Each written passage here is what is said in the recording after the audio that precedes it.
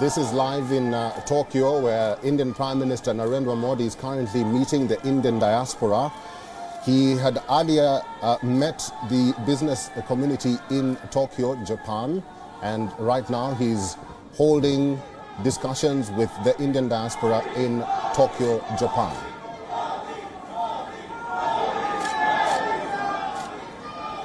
Prime Minister Narendra Modi is in Japan, Tokyo, in a two-day visit. He will participate in the Quad Summit tomorrow. The summit is aimed at further bolstering cooperation among the member nations of the influential grouping and discussing developments in the Indo-Pacific region.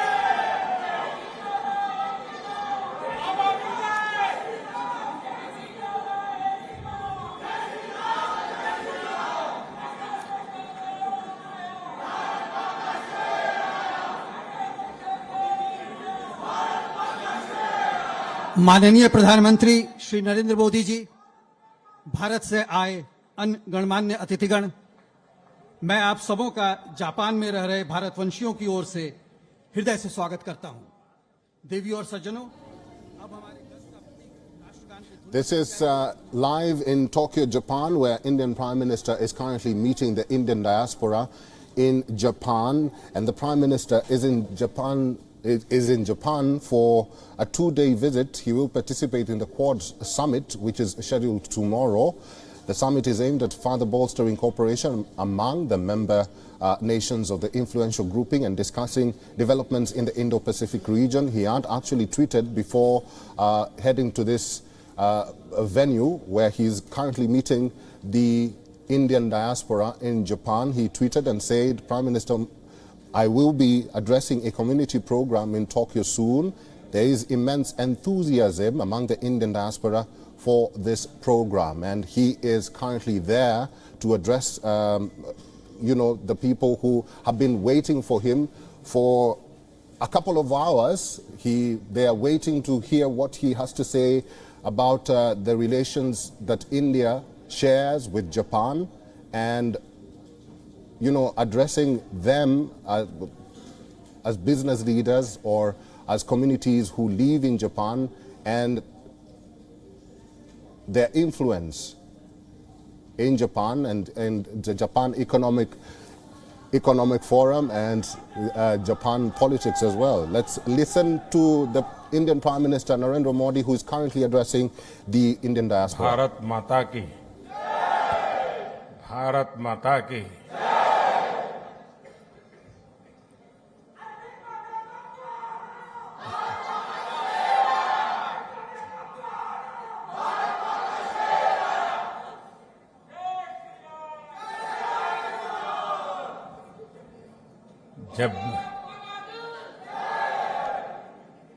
जब भी मैं Japan आता हूं तो मैं हर बार देखता हूं कि आपकी स्नेह वर्षा हर बार बढ़ती ही जाती है।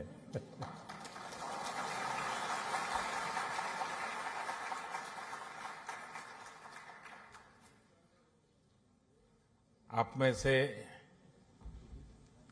कई साथी ऐसे हैं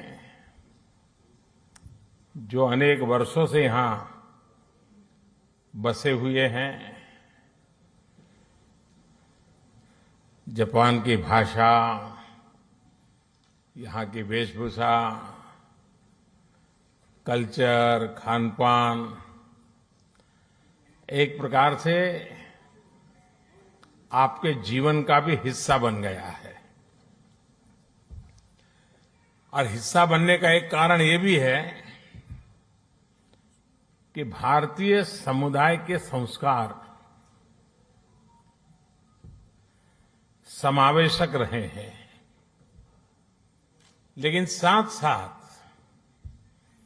जापान में अपनी परंपरा, अपने मूल्य, अपनी जीवन पद्धति, उसके प्रति जो कमिटमेंट है वो बहुत गहरा है। और इस दोनों का मिलन हुआ है, इसलिए स्वाभाविक रूप से एक अपनेपन के महसूस होना बहुत स्वाभाविक होता है। साथियों, आप यहां रहे हैं, काफी लोग आप लोग यहां बस गए हैं।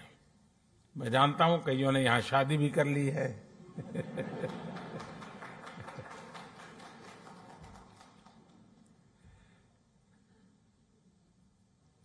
लेकिन ये भी सही है कि इतने सालों से यहां जुड़ने के बावजूद भी भारत के प्रति आपकी श्रद्धा,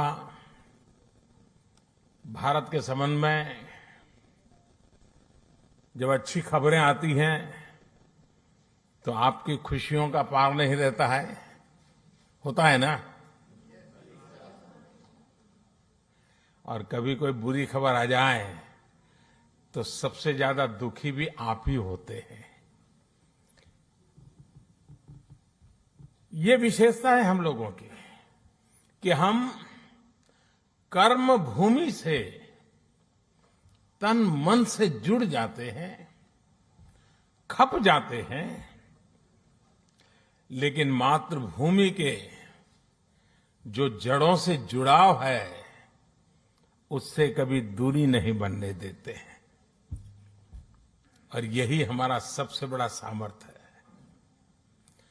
साथियों, स्वामी विवेकानंद जी जब अपने ऐतिहासिक संबोधन के लिए शिकागो जा रहे थे तो उससे पहले वो जापान आए थे और जापान ने उनके मन मंदिर में, उनके मन मस्तिष्क पर एक गहरा प्रभाव छोड़ा था। जापान के लोगों की देशभक्ति, जापान के लोगों का आत्मविश्वास,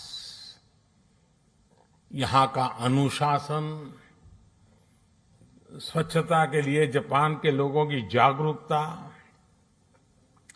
विवेकानंद जी इसकी खुल करके प्रशंसा की थी। गुरुदेव रविंद्रनाथ जी टैगोर ये भी कहते थे, जापान एक ऐसा देश है जो एक ही साथ प्राचीन भी है और आधुनिक भी है। और टैगोर ने कहा था, Japan has come out of the immemorial east like a lotus blossoming in easy grace, all the while keeping its firm hold upon the profound depth for which it has sprung.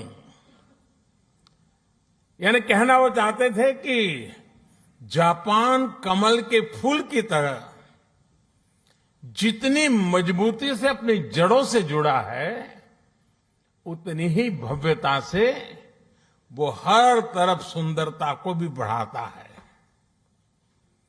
हमारे इन महापुरुषों की ऐसी ही पवित्र भावनाएं Japan के साथ हमारे संबंधों की गहराइयों को स्पष्ट करती हैं।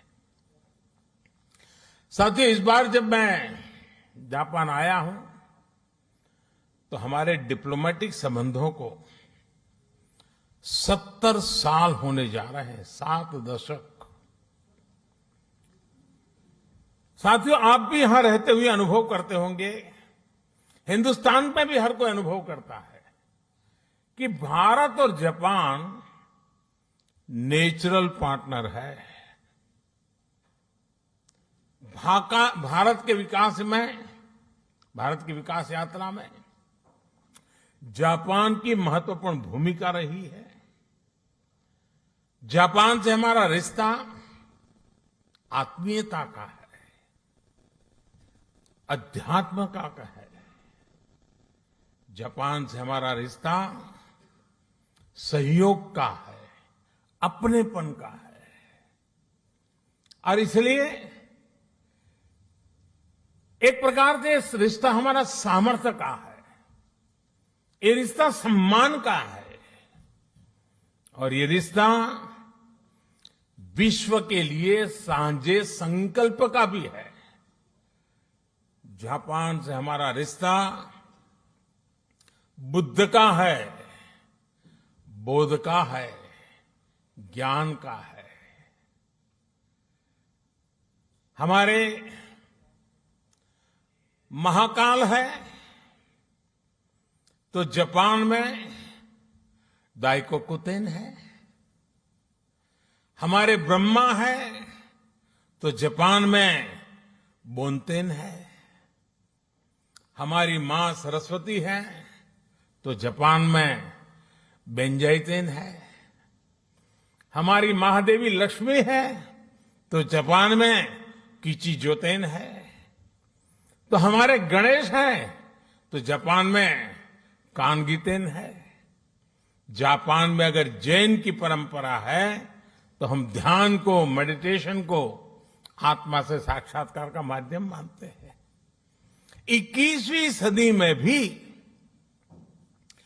भारत और जापान के इन सांस्कृतिक संबंधों को हम पूरी प्रतिबद्धता के साथ आगे बढ़ा रहे हैं। और मैं तो काशी का सांसद हूं और बड़े गर्व से कहना चाहूंगा कि जापान के पूर्व प्रधानमंत्री श्री आबे जब काशी आए थे तब उन्होंने एक बहुत बढ़िया सौगात काशी को दी। काशी में जापान के सहयोग से बना रुद्राक्ष, और जो मेरी कभी कर्मभूमि रही वो अहमदाबाद में जैन गार्डन और काइजन एकेडमी, ये ऐसी बातें हैं जो हमें कितनी निकट लाती है। यहां आप सभी जापान में रहते हुए इस ऐतिहासिक बंधन को और मजबूत बना रहे हैं और सशक्त कर रहे हैं।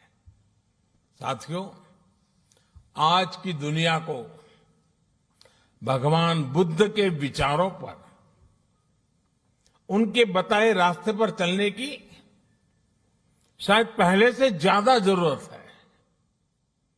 यही रास्ता है जो आज दुनिया की हर चुनौती, चाहे वो हिंसा हो, अराजकता हो, आतंकवाद हो, क्लाइमेट चेंज हो, इन सब से मानवता को बचाने का यही मार्ग है। भारत सौभाग्यशाली है कि उसे भगवान बुद्ध का प्रत्यक्ष आशीर्वाद मिला। उनके विचारों को आत्मसात करते हुए भारत निरंतर मानवता की सेवा कर रहा है। चुनौतियां चाहे किसी भी प्रकार की हो, कितनी बड़ी क्यों न हो, भारत उनका समाधान ढूंढता ही है। कोरोना से दुनिया के सामने जो 100 साल का सबसे बड़ा संकट पैदा हुआ वो हमारे सामने है। और ये जब शुरू हुआ था तब किसी को नहीं पता था कि आगे क्या होगा। शुरू में तो ऐसा ही लग रहा था, वहां आया है, यहां क्या है, किसी को पता नहीं था इसको कैसे हैंडल किया जाए। और न वैक्सीन भी नहीं थी, और न इस बात का कोई आइडिया था कि वैक्सीन कब तक आएगी। यहां तक कि इस बात पर भी डाउट था कि वैक्सीन आएगी या नहीं आएगी। चारों तरफ अनिश्चितता का माहौल था। उन परिस्थितियों में भी भारत ने दुनिया के देशों में दवाएं भेजी। जब वैक्सीन्स अवेलेबल हुई तो भारत ने मेड इन इंडिया वैक्सीन्स अपने करोड़ों नागरिकों को भी और दुनिया के 100 से अधिक देशों को भी भेजी।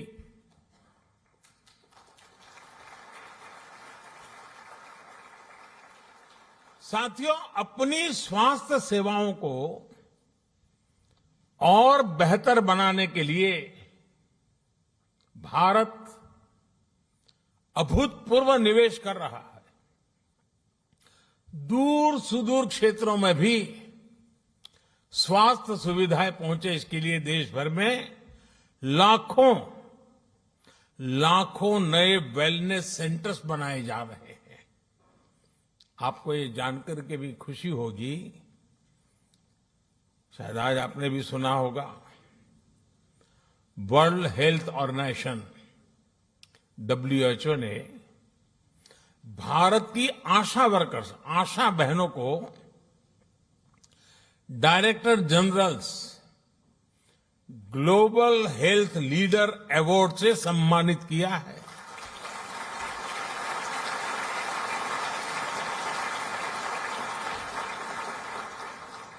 भारत की लाखों आशा बहनें मैटरनल केयर से लेकर के वैक्सीनेशन तक, पोषण से लेकर के स्वच्छता तक देश के स्वास्थ्य अभियान को गति दे रही है। और गांव के अंदर मैं आज जापान की धरती से हमारी सभी आशा वर्कर बहनों को हृदय से बहुत बहुत बधाई देता हूं, उनको सैल्यूट करता हूं।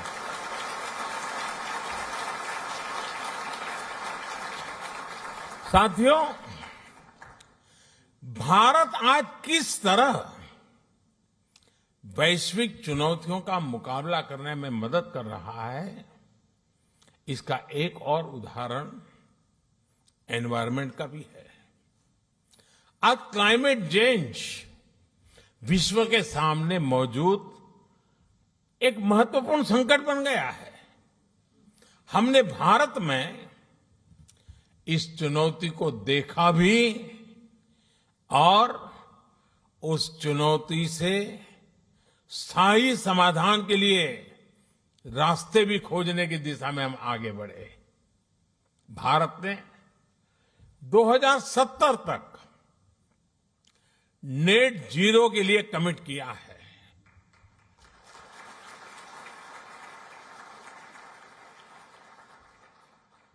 हमने इंटरनेशनल सोलर अलायंस जैसे ग्लोबल इनिशिएटिव का भी नेतृत्व किया।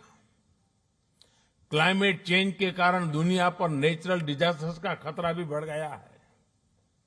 इन डिजास्टर्स के खतरों को, उनके प्रदूषण के दुष्प्रभावों को जापान के लोगों से ज्यादा बेहतर और कौन समझ सकता है। प्राकृतिक आपदाओं से जापान ने लड़ने की क्षमता भी बना दी है। जिस तरह जापान के लोगों ने इन चुनौतियों का सामना किया है, हर समस्या से कुछ न कुछ सीखा है, उसका समाधान खोजा है और व्यवस्थाएं भी विकसित की है, व्यक्तियों का भी उस प्रकार से संस्कार किया है। यह अपने आप में सराहनीय है।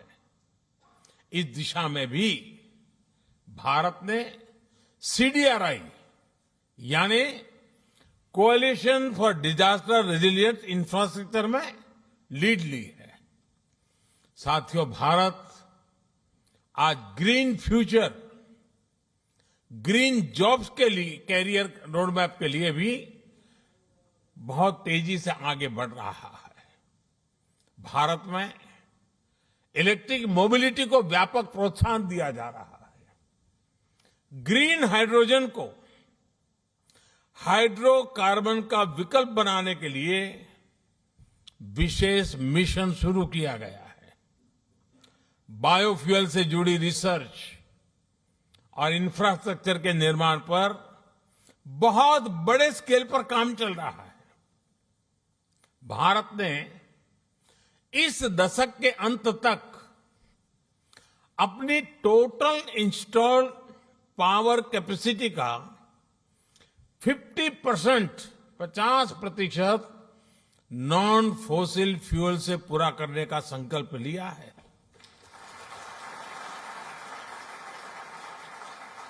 साथियों, समस्याओं के समाधान को लेकर भारतीयों का जो ये आत्मविश्वास है, ये आत्मविश्वास आज हर क्षेत्र में,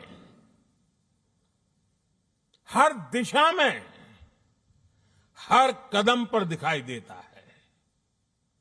ग्लोबल सप्लाई चेन को जिस प्रकार बीते 2 सालों में नुकसान पहुंचा है, पूरी सप्लाई चेन सवालिया निशान में घिरी हुई है। आज सारी दुनिया के लिए यह अपने आप में एक बहुत बड़ा संकट बना हुआ है। भविष्य में ऐसी स्थिति से बचने के लिए हम आत्मनिर्भरता के संकल्प के साथ आगे बढ़ रहे हैं।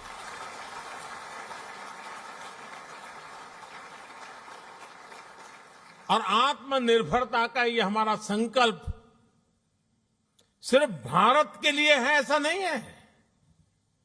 ये एक stable, trusted global supply chain के लिए भी बहुत बड़ा इन्वेस्टमेंट है।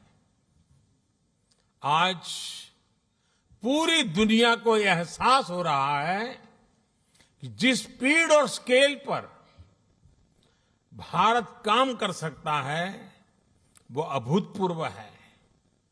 दुनिया को आज ये भी दिख रहा है कि जिस स्केल पर भारत अपनी इंफ्रास्ट्रक्चर और इंस्टीट्यूशनल कैपेसिटी बिल्डिंग उस पर जो जोर दे रहा है यह भी अभूतपूर्व है।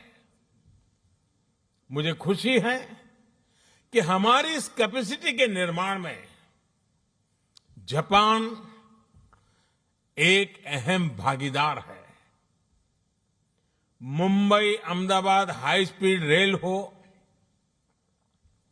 दिल्ली मुंबई इंडस्ट्रियल कॉरिडोर हो, डेडिकेटेड फ्रेट कॉरिडोर हो, ये भारत जापान के सहयोग के बहुत बड़े उदाहरण हैं। साथियों, भारत में हो रहे बदलावों में एक और खास बात है। हमने भारत में एक स्ट्रांग और रेजिलिएंट रिस्पॉन्सिबल डेमोक्रेसी की पहचान बनाई है। उसको बीते 8 सालों में हमने लोगों के जीवन में सकारात्मक बदलाव का माध्यम बनाया है। भारत की डेमोक्रेटिक प्रोसेस से आज समाज के वो लोग भी जुड़ रहे हैं जो कभी गौरव के साथ ये अनुभव नहीं कर रहे थे कि वो भी इसका हिस्सा है। हर बार, हर इलेक्शन में रिकॉर्ड टर्नआउट, और उसमें भी यहां जो हमारी माताएं बहनें हैं उनको जरा खुशी होगी। आप अगर भारत के चुनावों को डिटेल में देखते होंगे तो आपको ध्यान आता होगा कि पुरुषों से ज्यादा महिलाएं वोट कर रही है।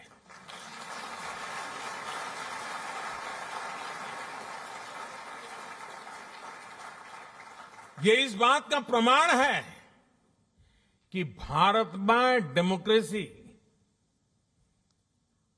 सामान्य से सामान्य नागरिकों के हकों के प्रति कितनी सजग है, कितनी समर्पित है और हर नागरिक को कितना सामर्थ्यवान बनाती है।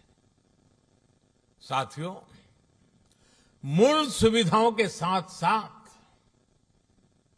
हम भारत के एस्पिरेशन को भी नई बुलंदी दे रहे हैं, नया आयाम दे रहे हैं। भारत में इंक्लूसिवनेस का, लीकेज प्रूफ गवर्नेंस का,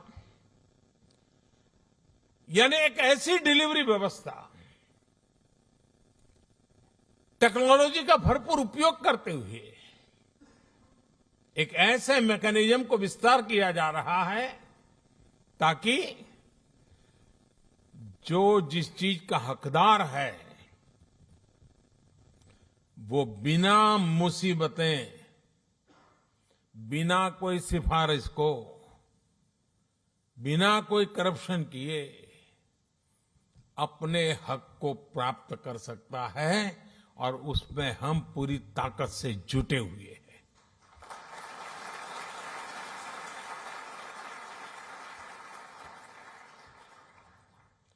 और टेक्नोलॉजी के इस उपयोग ने, डायरेक्ट बेनिफिट ट्रांसफर की इस परंपरा ने कोरोना के इस विकट कालखंड में गत 2 वर्ष में भारत की और खास करके भारत के दूर सुदूर गांव में रहने वाले, जंगलों में रहने वाले हमारे नागरिकों के हकों की बहुत बड़ी रक्षा की है, उनकी मदद की है। साथियों, भारत का बैंकिंग सिस्टम इन मुश्किल हालात में भी निरंतर चलता रहा और उसका एक कारण भारत में जो डिजिटल रिवॉल्यूशन आया है,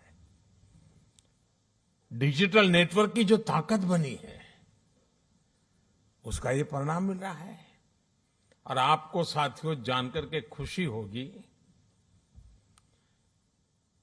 पूरी दुनिया में जो डिजिटल ट्रांजैक्शन होते हैं ना, कैशलेस,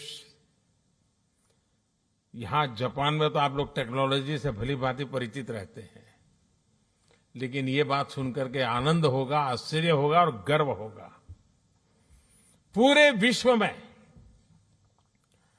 जितना भी डिजिटल ट्रांजैक्शन होता है उसमें से 40% अकेले भारत में होता है।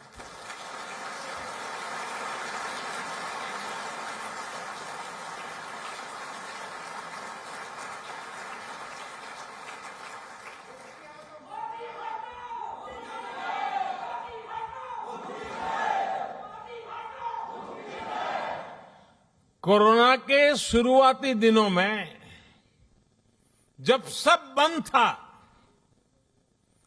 उस संकट के कालखंड में भी भारत सरकार एक क्लिक बटन दबा करके एक साथ करोड़ों भारतीयों तक आसानी से उनके लिए जो मदद पहुंचानी है पहुंचा पाते थे।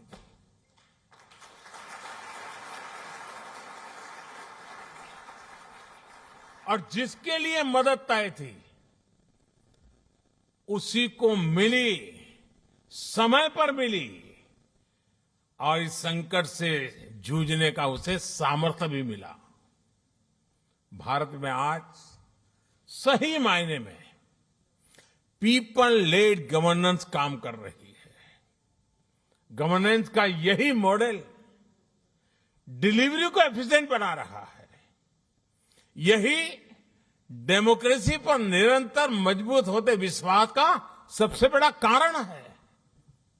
साथियों, आज जब भारत आजादी के 75 साल मना रहा है, आजादी का अमृत महोत्सव मना रहा है, तो वो आने वाले 25 साल यानी आजादी के 100वें वर्ष तक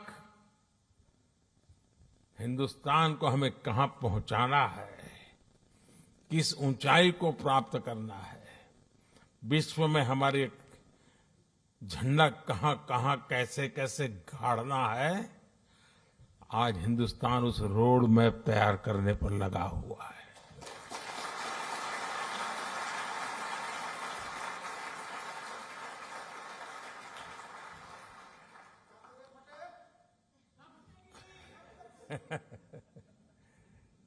आजादी का ये अमृतकाल भारत की समृद्धि का, संपन्नता का एक बुलंद इतिहास लिखने वाला है दोस्तों। मैं जानता हूं कि ये जो संकल्प हमने लिए हैं, ये संकल्प आप पे बहुत बड़े हैं, लेकिन साथियों,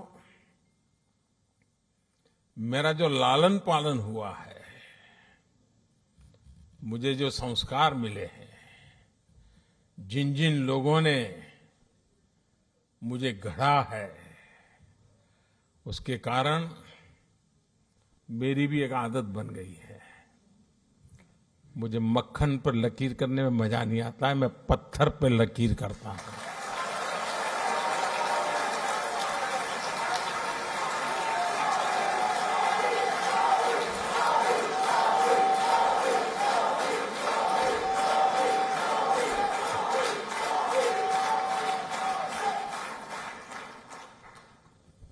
लेकिन साथियों,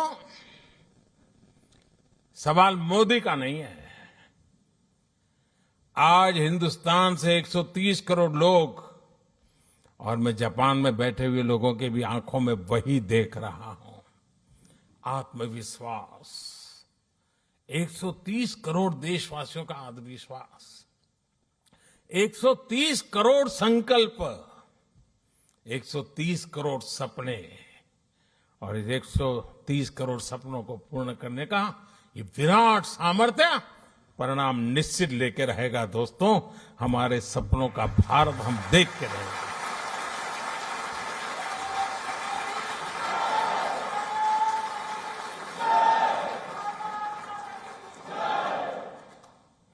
आज भारत अपनी सभ्यता, अपनी संस्कृति, अपनी संस्थाओं के, अपने खोए हुए विश्वास को फिर से हासिल कर रहा है। दुनिया भर में कोई भी भारतीय आज सीना तान करके, आंख में आंख मिला करके हिंदुस्तान की बात बड़े गर्व से कर रहा है।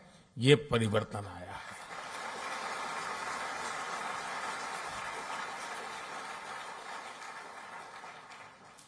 आज मुझे यहां आने से पहले भारत की महानताओं से प्रभावित कुछ लोग जो अपना जीवन खपा रहे हैं, ऐसे लोगों के दर्शन करने का मुझे मौका मिला, और बड़े गर्व से वो कह रहे थे योग की बातें, वो योग को समर्पित है। जापान में भी शायद ही कोई होगा जिसको योग की कल्पना न हो। हमारा आयुर्वेद, हमारी पारंपरिक चिकित्सा पद्धति, आजकल तो हमारे मसाले सब दूर, उसकी मांग बढ़ रही है। लोग हमारी हल्दी मंगवा रहे हैं। इतना ही नहीं साथियों, हमारी खादी, वरना तो आजादी के बाद धीरे धीरे धीरे धीरे वो नेताओं के कॉस्ट्यूम बनकर के रह गई थी।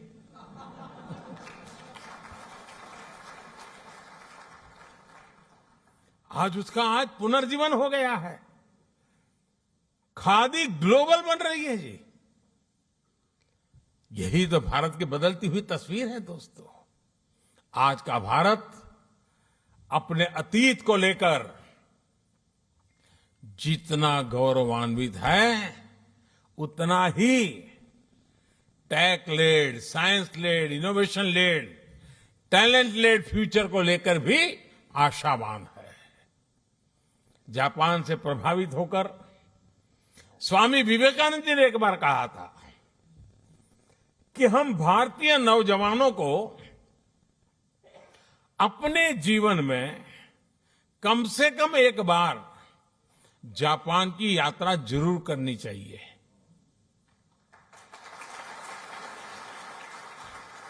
आप लोग ये वाक्य पढ़ करके आएंगे हो ऐसा मैं तो नहीं मानता हूं, लेकिन विवेकानंद जी ने भारत के लोगों को कहा था कि भाई एक बार देखकर तो आओ जापान है कैसा। साथियों,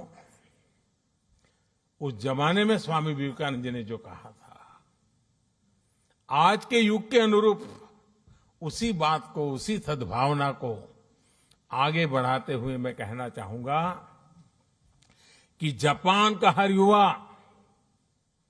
अपने जीवन में कम से कम एक बार भारत की यात्रा करे।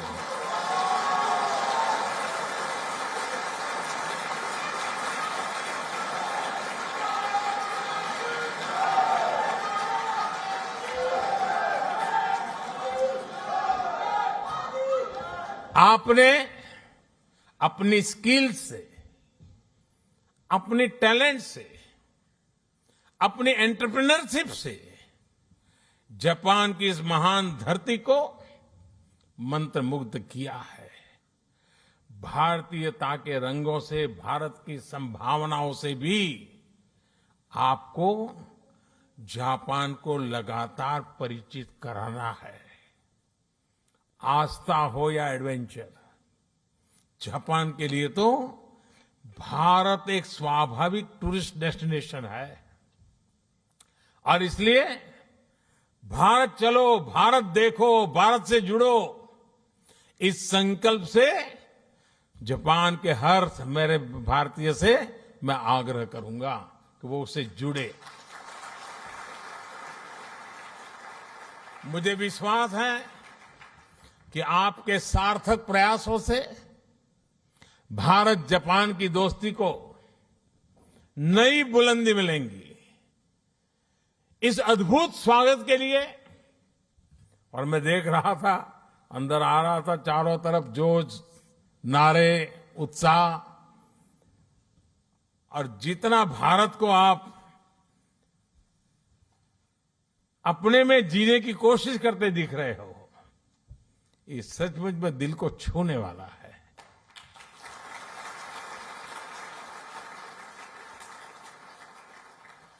आपका ये प्यार, ये स्नेह हमेशा बना रहे। इतनी बड़ी तादाद में आकर के, और मुझे बताया गया कि जापान में से सिर्फ टोक्यो से नहीं, बाहर से भी कुछ साथी आज आए हैं। पहले मैं आया करता था, इस बार नहीं आ पाया था, आप भी आ गए। लेकिन मुझे अच्छा लगा, आप सबके दर्शन करने का अवसर मिला। मैं फिर एक बार आप सबका बहुत बहुत धन्यवाद करता हूं, हृदय से आभार व्यक्त करता हूं। भारत माता की, भारत माता की, भारत माता की, बहुत बहुत धन्यवाद। That is the Indian Prime Minister Narendra Modi, who has just addressed the Indian diaspora in Japan. And some of the key points to note from his speech, he says, and he has acknowledged that India and Japan are natural partners. Japan has played an important role in India's development journey. Our relationship with Japan is of intimacy, spirituality, cooperation and belonging. The Prime Minister also says that today's world needs a lot to follow the path shown by Lord Buddha. This is the way to save humanity from all the challenges facing the world today, be it violence, anarchy, terrorism or climate change. The Prime Minister also acknowledged and says that India established an inclusiveness, leakage-proof governance using available technology so that the rights and share of the citizens are ensured. The Prime Minister also today met business leaders in Tokyo, and the conversations focused on diverse topics ranging from innovation to investments, tech to textiles, reforms to startups. He says there is a great enthusiasm towards India and there is great appreciation for the entrepreneurial skills of India's youth. The Prime Minister is on a 2-day visit to Tokyo, Japan, ahead of the Quad Summit, which is set to commence tomorrow.